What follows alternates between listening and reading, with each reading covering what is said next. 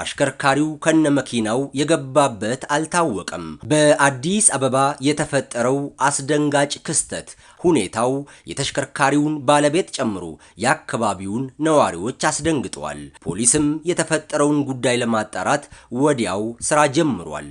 አቶ ሙልጌታ ለገሰ የተባሉ የመዲናችን ነዋሪ በቅርበት የሚያውቁትን ግለሰብ በሹፍርና ቀጥረው ለረጅም ጊዜያት ሲያሰሩት ነበር። ታዲያ ከሰሞኑ አንድ ያልታሰበ ከባድ ነገር ገጠማቸው። በዕለቱ አሽከርካሪው ቤት ልቀይር ስለሆነ መኪናውን ልጠቀምበት በማለት አስፈቅዶ ይዞ ይሄዳል። ይመለሳል ብለው ቢጠብቁትም በዚያው የውሃ ሽታ ሆኖ ቀረ። ግራ ተጋብተው ድንገት አደጋ ደርሶበት ይሆናል በሚል ሲጨነቁ ቆዩ።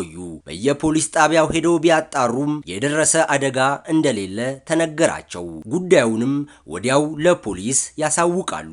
ታዲያ አሽከርካሪውና መኪናው ወዴት ተሰወሩ? ምንስ ተፈጥሮ ይሆን? በወቅቱ ሁሉም ለማወቅ የሚፈልገው ጉዳይ ነበር። ተሽከርካሪው አይሱዙ የጭነት መኪና ነው። አቶ ሙልጌታ ጭንቀታቸው ሁሉ አደጋ አጋጥሞት ሊሆን ይችላል እንጂ አሽከርካሪው በሰላም ሊጠፋ አይችልም የሚል ነበር። ተስፋ ሳይቆርጡ ይመለሳል ብለው ብዙ ሲጠብቁትም ቆይተዋል። አትውቃችን ያው የሀገር ሰው እኔ ጋር የሰራው 3 አመት ፋዘር ጋር 1 አመት ሰርቷል። 2 አመት ደግሞ በሹፍርና አይሱዙ የነዳ እኔ ጋር ሰርቷል። አጠቃላይ 3 አመት ሰርቷል። የአንድ ሀገር ሰዎች ተወላጆች ነን። በመሃል ላይ ያው በእምነት ቤት ልቀይር ብሎ መኪናውን ይዞብኝ ሄደ። በዛው መኪናው ተሰወረ። ብንፈልግ አደጋ ደርሶበታል ወይ ችግር ገጠመ ብለን ነበር ያሰብነው። እንደዚህ አደጋ ብለን አላሰብኩም ነበር። በመሃል ላይ ፍለጋ ስንጠይቃቸው አራዳ መምሪያ ምንም አደጋ የለም፣ ምንም ነገር የተፈጠረ ነገር የለም። አዲስ ከተማ መምሪያ ሄድን፣ እዛም የለም ተባልን። ከዛ ለአራዳ ፖሊስ መምሪያ ሪፖርት አረኩኝ። መኪና እንደዚህ ይዞብኝ እኔ ጋር ተቀጥሮ ይሰራ የነበረ ሹፌር ይዞብኝ ጠፋ። የግል ተበዳይ ጉዳዩን ለፖሊስ ያመለከቱ ሲሆን የደረሰውን መረጃ መነሻ ያደረገው ፖሊስም የዚህን ውስብስብ ክስተት እውነታውን ለማወቅ ከፍተኛ ጥረት ማድረጉን ጀመረ። በስራ ሂደትም አንድ ያልተጠበቀና አስደንጋጭ መረጃ ተሰማ።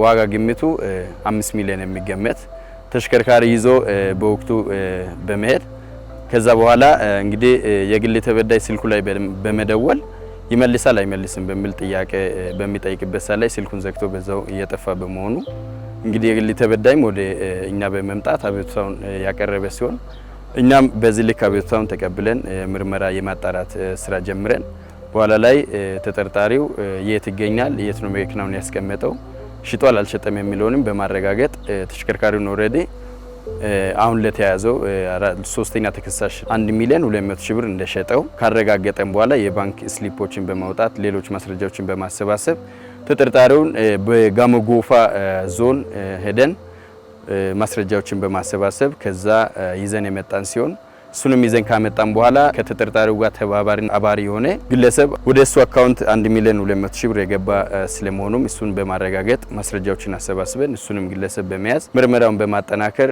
ስራዎችን ከሰራን በኋላ መጨረሻ ላይ በሁለቱም ተጠርጣሪዎች ላይ አቃቢ ውሳኔ እንዲሰጥበት ወይም አስተያየት እንዲሰጥበት አቅርበን አቃቢ ሕግም ተጠርጣሪዎች ላይ ሁለቱም ላይ ክስ የመሰረተ ሲሆን ተጠርጣሪዎቹ በአሁኑ ሰዓት ሁለቱ በማረሚያ ሆኖ ጉዳያቸውን እየተከታተሉ ይገኛሉ። ሶስተኛና የመጨረሻ ተጠርጣሪን በተመለከተ ማለትም መጨረሻ ላይ የተያዘውን ተጠርጣሪ በተመለከተ በጉራጌ ዞን ወልቂጤ ከተማ ሄደን ነው እንግዲህ ገዢውን አካል ከነ ኤግዚቢቱ ይዘን መጣ ነው ማለት ነው። በተለያየ ጊዜና አጋጣሚ ሰዎችን ቀጥረው የሚያሰሩ አካላት በሚፈጥሩት ክፍተት በርካቶች ትልቅ ዋጋ እየከፈሉ እንደሚገኙ ተገልጿል። አንድ ነገር እምነት ስንሰጠው የሆነ ገደብ ሊኖረው ይገባል። አሁን ይሄ ልጅ ተያዥ የለውም፣ ያለ ተያዥ ነው እምነት የሰጠው። እምነቱ ደግሞ ገደብ ሊኖር ይገባል። ማንኛውም ሰው ሲቀጠርም በተያዥ ቢቀጠር እኔ ደስ ይለኛል። እንደኔ አሁን በሱ የተማርኩት ነገር በቃ ለምሳሌ አንድ ሰው ስታስቀጠሪ ተያዥ ሊኖረው አይፈጠርም። ግን ለማለት ፈልጌ ሳይሆን ምን መሰለሽ ቢፈጠርም ቢያንስ በዚህኛው ታገኛለሽ። ግን አይፈጠርም ሰላም ዋላሽ። ለምሳሌ አሁን ተያዥ ስላመጣ አይፈጠርም ማለት ሳይሆን ቢፈጠርበት ተያዡን ደግሞ ትይዣለሽ። እና በእንደዚህ ነገር ቢጠነቀቁ እምነትና ስራ ሌላ ጉዳይ ነው። እሱን ነገር ቢያስተካክል ሰው አሪፍ ነው ብዬ ነው የማስበው። ልጁ ያው እንግዲህ እኔ ጋር ሲቆይ ምንም አይነት ጥርጣሬ የለኝም ነበር። ያረጅም አመት የሰራው እኔ ጋር በሹፍርና ሰርቷል። ፒካፕ ይዛል። አንዳንዴም ከሱ አልፎ ተርፎ ልጆቼንም ጭምር እንዲያመጣ ነግሮ ነበር። ይዞልኝ ይመጣል። ያው እምነቱ የኔ ቤት ይመጣል። በዓል በደረሰ ጊዜ እኔ ጋር ያድራል፣ ይበላል፣ ከደሞዝ ውጪ ማለት ነው። ይህን ሁሉ ሳረግለት በታማኝነት ነበረ። አቀራረቡ፣ ጸባይ፣ ባህሪው ያው ጥሩ ነበረ። ግን በመሀል ላይ ምንድነው ሰውን ማመን በጣም ከባድ ነው። ሰውን ማመን በጣም ከባድ ነው። ያው እንግዲህ መኪናው በማይታመን ነገር እንዲህ ያልጠበቅኩት ነገር ያላመንኩት ነገር በ1 ሚሊዮን 200 ሺህ ብር ሸጦት ነው የተገኘው። መኪናውን ያን አይዚዚ የሚያክል ኦባማ መኪና በአሁን ሰዓት ገበያ ላይ ከ5 ሚሊዮን ከዛም በላይ ናቸው። በቂ ዋስትና ማስፈረም ነበረብኝ። ያን ዋስትና ምን ቤተሰብ ናቸው እንግዲህ አንድ ሀገር እናት አባቱ ይታወቃሉ ተብለን ነው እኔ ጋር የመጣው። ሲመጣ ግን ጸባዩ ደሞዝ በአግባቡ ከፍለዋለሁ። ስትቀጥሩ በአግባቡ ቅጠሩ። በቃ ተያዥ ማን ነው ይሄ ልጅ ማን ነው የሚለውን በአግባቡ እንዲቀጥሩ ነው እኔ መልእክቴ ማስተላልፈው። አንዳንድ ድርጅት ያላቸው ንብረት ያላቸው ግለሰቦች ተቀጣሪ ግለሰቦቹን ሲቀጥሯቸው በቅድሚያ ተያዥ የሚባል ነገር መኖር አለበት ነው። ግለሰቡ ምናልባት ነገ ላይ ሊጠፋ ይችላል፣ ሊሰራም ይችላል። እንዳለ ሆኖ ግን ለማናቸውም በሚል ተያዥ አስተማማኝ የሆነ ነገ ላይ ቢጠፋ እንኳን ማቅረብ የሚችል ሰው ተያዥ ዋስትና ማስገባት አለባቸው።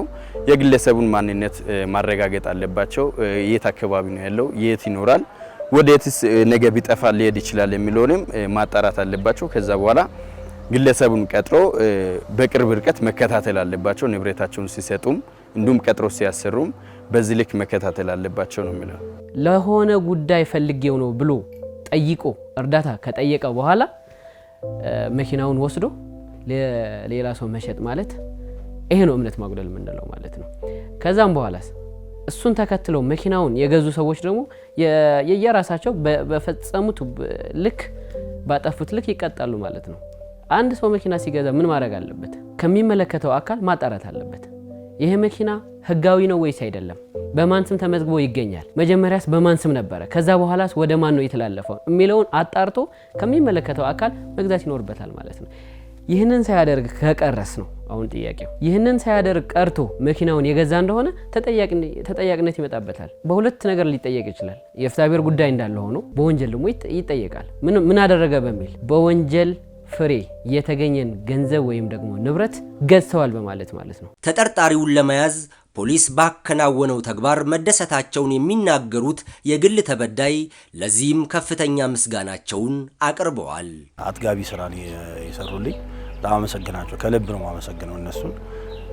ከላይም ያሉት አመራሮች እስከታች ላሉት ብዙ ድጋፍ አድርጎልኛል፣ ክትትል አድርጎልኛል፣ አበረታቶኛል፣ እናገኘዋለን ብሎ ሞራልም ሰጥቶኛል። ያ በሞራላቸውም እኔም ከጎናቸው ሆኜ እነሱም ደግፈውኝ ደክመን ሮጠን አግኝተነዋል መኪናውን ከእግዚአብሔር ጋር።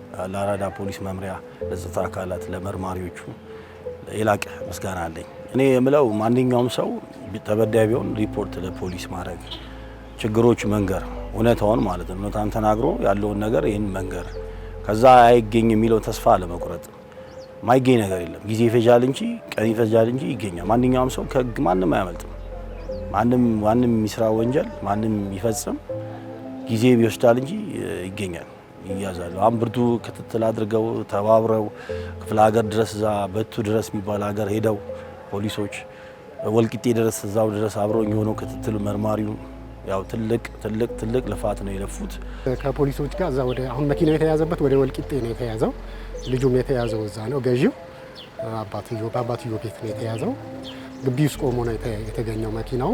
ፖሊሱም ያደረገው ጥረት በጣም እጅግ የአራዳ ክፍለ ከተማ ፖሊስ እጅግ በጣም ከምንም በላይ አመሰግናለሁ። የተካሄደበት አካሄድ ያካሄዱት ኦፕሬሽን በጣም የሚመሰገኑ እና ህብረተሰቡም በጣም አንድ ነገር በጠፋበት ሰዓት ወደ ፖሊስ ሪፖርት በማድረግ ሁሉም ነገር ወደ ፖሊስ ቢደረግ ጥሩ ነው ብዬ እገምታለሁ። ህብረተሰቡ ሰራተኛ ሲቀጥር አስፈላጊውን ማጣራትና ከፍተኛ ጥንቃቄ በማድረግ መሰል ወንጀሎችን መከላከል እንደሚገባ መልእክት ተላልፏል። የተለያዩ ሰዎች በተለያዩ አሳክከው ሊመጡ ይችላሉ፣ በእምነት በጓደኝነት አሊያም በተለያዩ መንገዶች። ስለዚህ በተለይ ይሄ ንብረት ያለው ሰው ባለመኪናውም ሌላም ንብረት ካለው ለማን መስጠት እንዳለበት በተገቢ ሁኔታ አጣርቶ ግለሰቡ ማን ነው ይህንን መኪና የሚወስደው አሊያም ይህንን ንብረት በአደራም ይሁን ወይም ደግሞ ለሆነ አገልግሎት ስትሰጥ ተገቢውን ጥንቃቄ ማድረግ ይኖርብናል ማለት ነው። ካልሆነም አብዛኛው ሰው በሚያምነው ሰው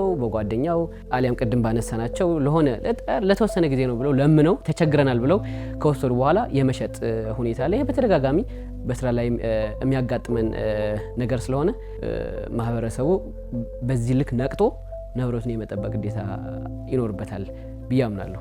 አሁን ተቀጥሮ የሚሰሩ ሰዎች ልክ አሁን ወደ ተጠርጣሪነት ሳይሄዱ ቀድሞ ተቀጥሮ ሲሰሩ በእምነት ነው መስራት ያለባቸው።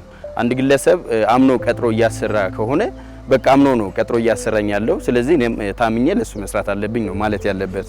በዚህ ልክም ስራውን በአግባቡ ማከናወን አለበት። የሚቸግረውና ለሱ ያልሆነ ነገር ወይ ክፍያም ችግር ሊገጥም ይችላል። እነዛ ነገሮችን በመድረክ ዙሪያ ቁጭ ብሎ ማውራትና እነዛ ነገሮች ተስተካክሎ ወደ ቀጣይ ስራ መሄድ እንጂ እኔን እንደዚህ በደለኝ እንደዚህ ያደረገኝ በሚል ንብረቱን ይዞ መጥፋት፣ እንደዚህ ንብረታቸውን ማጥፋት፣ ለሌላ ሶስተኛ ወገን አሳልፎ መስጠት፣ መሸጥ አግባብነት የለውም። ይህንን ደግሞ ያደረጉ ግለሰቦች ስቲል እስካሁን እየተያዙ ከነ ተሽከርካሪ ከነ ኤግዚቢትም እየተያዙ እየታሰሩ ስለሆነ ከእንደዚህ አይነት ድርጊት ቢቆጠቡና ምናልባት ይህንን ድርጊት እፈጽማለሁ የሚል ሀሳብ ያለው ሰው ከሆነም ከዚህ አይነት ድርጊት ተቆጥቦ በአግባቡ በመድረክ ዙሪያ ቁጭ ብሎ በማውራት ስራዎቹን ቢሰሩ መልካም ነው። የምንቀጥራቸውን ሰዎች በደንብ ማጥናት፣ ወንጀል ሲፈጸም ደግሞ ቶሎ ወደ ፖሊስ ሄዶ ማመልከት ተገቢ ነው የሚሆነውና ፖሊስም የሚያደርጋቸው ጥረቶች ከማህበረሰቡ ጋር በመሆን ወንጀለኛን ወደሚመለከተው አካል ለማቅረብ የሚደረጉ ጥረቶችን በጋራ እንስራ እንላለን።